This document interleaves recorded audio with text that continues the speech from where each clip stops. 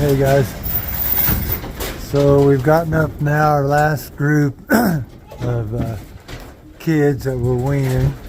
They were doing fine out on pasture. They're outgrowing everything here at home, and they had good feed out there. So we left them out there till well, just yesterday, which was December 9th, if you're watching this later.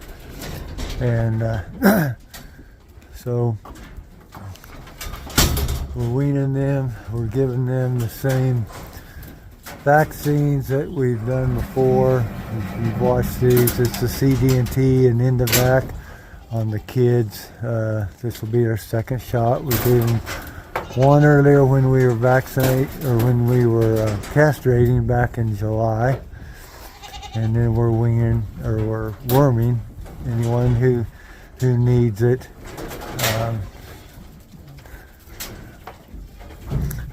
And so this will be the last group. We'll have some hopefully going to sale here in a couple of weeks. I don't know if any of these probably won't be big enough for the sale, but we'll have several probably sheep as they grow faster.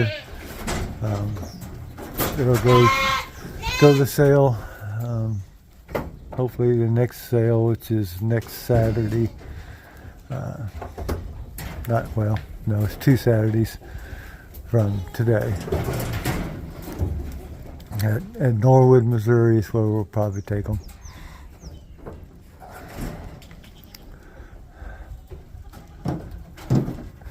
So we use the 3 wormers, the 3 worm guns. Haven't had really too many wormy ones. The pasture they come from is pretty good size. A lot of cattle there too that are mopping up the worms, and that always helps.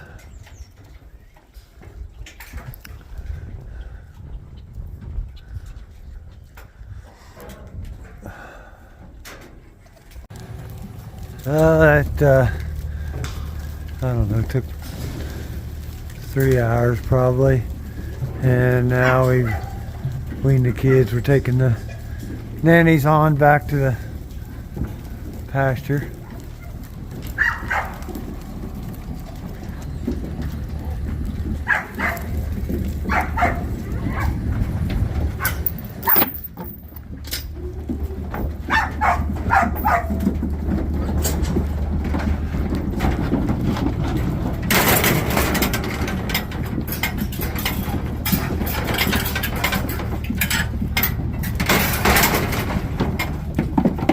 Hard to do everything one-handed here.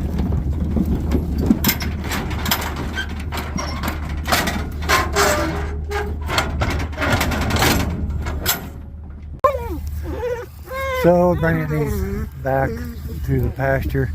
Now, I mentioned this before. If you take your sheep or goats out of the pasture somewhere to work them or to move them, and you're going to plan on bringing them back, you're not moving the dogs, you need to leave a few animals in the pen where the dogs are, because the dogs get upset and leave looking for them. I've had the dogs follow me all the way home, 6 or 7 miles or more, so you don't want that.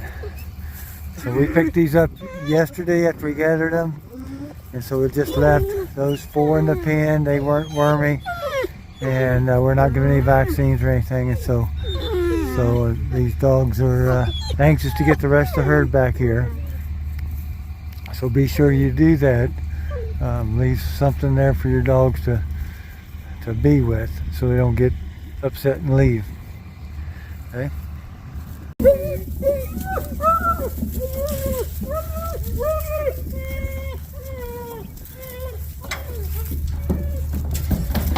And so I know I've mentioned this before, but again, we like to put them in the same pen that we load them out of until we get them all back here together, and then we let them out. Just my personal preference. I feel like they're easier to gather next time if they know they come in the pen and then they can go out the pen. I don't know. Our goats are easy to gather. I don't know if it has anything to do with it, but it just makes sense. You don't want to dump them out and have it all over the pasture when you're bringing in 2 or 3 different loads of them or more. And so I just kind of recommend that. Travis is bringing the bucks in that we'll put in here now with them. It's a little late in the year, but we like to breed these later. They're farther away and we don't check them as often during kidding season, and so they'll be kidding now after the first week of May usually, and that's worked for us here for a few years. And usually the kids are plenty big. By the ones we weaned off here were really nice size. This pasture has we've got them running on 480 acres here. It's split up into 4 pastures. 4 pastures. And then the owner has cattle with them, and so all that helps to keep the parasite level a little lower, and that they just grow out real well. And that's why we don't bring them home, put them on feed until well, now what's this, 10th of December. So, well, I'm gonna go back and get another load, or Travis might. But now's when the bucks will go out with them as soon as he gets here. And the dogs are anxious to get back in here. See their goats again. They're checking them out. So see how this catch pin's made. It's about like all of them. We have a pen and then another kind of a load out pen inside the pen, with a little alleyway up here that leads into the trailer where we can pull this gate behind them and get them all loaded up there. So Travis showed up here before I left with bringing the bucks in. It's always kind of fun.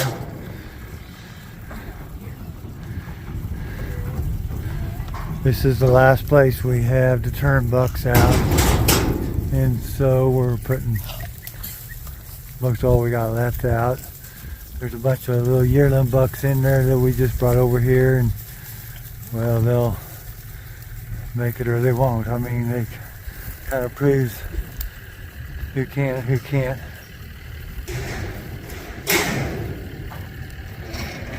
So we got a couple other trailer loads to bring over here before they're turned out. So we got the kids here that we weaned off, and we'll be turning them. Well, we'll just turn them out through that gate there, and they'll go out here with all the rest. They're still grazing some oats and turnips and radishes out there. They got a few more days where they got that to graze. We've got some feed in the feeders, if you can see them out there, to get them started on feed while they still got some grazing out there. So they kind of started on it slower, and so this group will head out there and join them. They're pretty good sized kids from over there. Where our kid crop's never as good over there.